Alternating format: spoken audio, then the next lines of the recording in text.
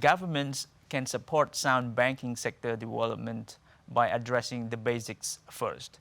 This means having in place a coherent institutional and legal framework that establishes discipline complemented by strong, timely, and anticipatory supervisory actions. In many developing economies, this combination of basic ingredients implies a priority on building up supervisory capacity. Here, less can mean more. Less complex regulations mean more effective enforcement by supervisors and better monitoring by stakeholders. So, developing economies should focus on establishing a basic, robust supervisory framework that reflects local financial systems characteristics and refraining from incorporating unnecessary and inapplicable complex elements. Complex approaches to calculating capital requirements are not appropriate if there is limited capacity to verify the calculation, do robustness checks, and monitor implementation. Similarly, complexity of regulation may reduce transparency and accountability, increases regulatory arbitrage opportunities, and significantly strain regulatory resources and capacity.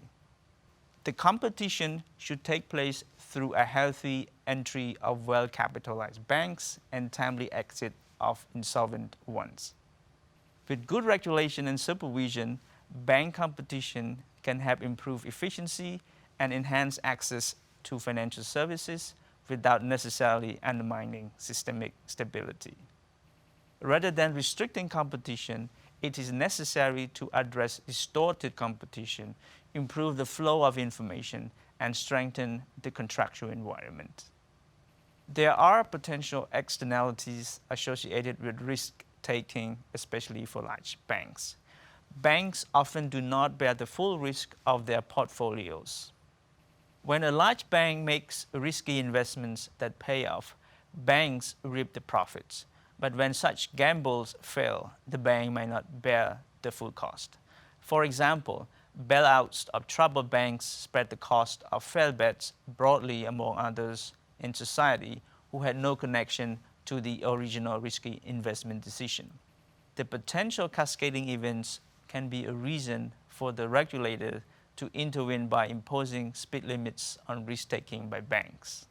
The transparent exchange of credit information reduces information asymmetries between borrowers and lenders and is an essential requirement of a well-functioning credit market.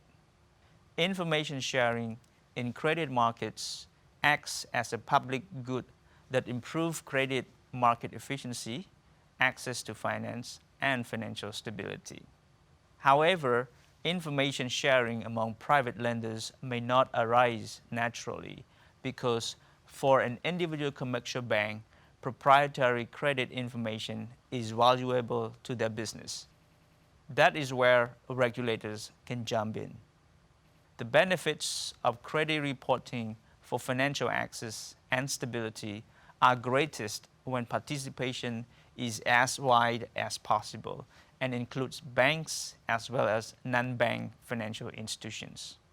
In this regard, regulators play an important role in creating a level playing field for the provision and exchange of credit information and in facilitating the inclusion of non-regulated lenders into existing credit reporting systems.